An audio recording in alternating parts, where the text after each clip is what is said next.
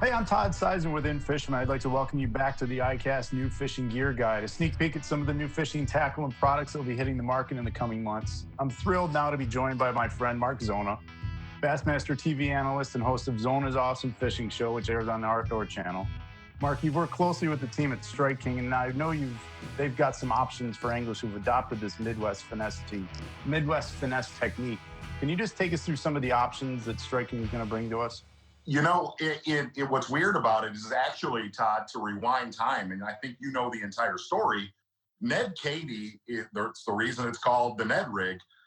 He was in the back of my boat one time, and I'm going to say this is probably 12 or 15 years ago, and he showed me a Ned Rig, and I looked at it the same way I looked at a soft plastic wacky worm 20 years ago, and you're like, I am not throwing that. I am absolutely not throwing.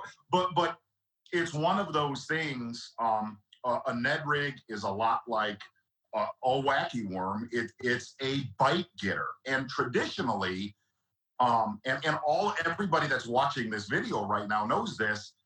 A lot of the traditional baits, the Ned worms, like a Strike King Ocho that came out last year, they're very subtle. They're very lifeless. When they're standing up on the bottom, really all they do is that right there.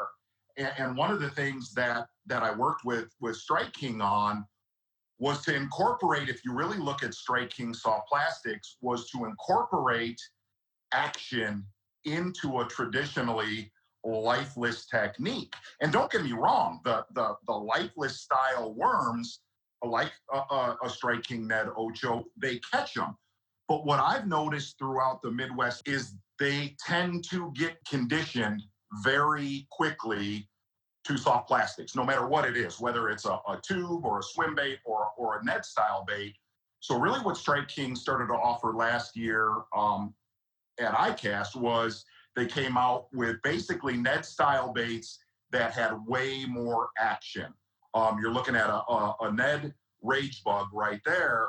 And basically what it did was it also incorporated all of the styles from the Rage line, where you have that little flange on the end of all your tentacles, which is basically going to give it a lot of action. They came out with the Ned Rage Bug, then the Ned Cutter Worm. I'm actually out of those. I taped with those about a month ago. Sorry about that. Where to this year, and I've spent a lot of time with this little guy. It's just a standard Ned Rage Craw. And a little bit of the differences in this, you'll notice it's ribbed and circular, just like a traditional Ned style bait, but it also has the traditional Rage flanges on both craws right here, to when it's standing up in the water, it's basically just waving at you. And to me, really the beauty of that is it just adds a different look. And one of the things that I noticed was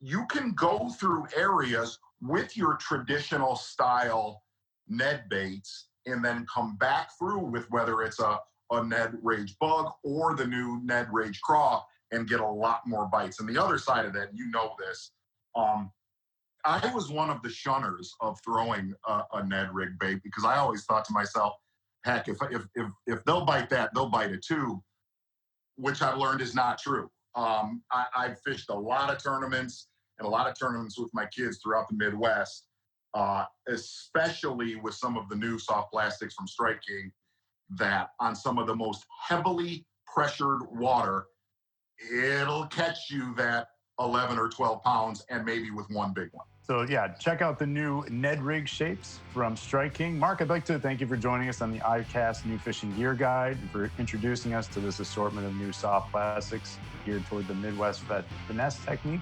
Say that 5 times fast. Good fishing to you your next time out, my friend.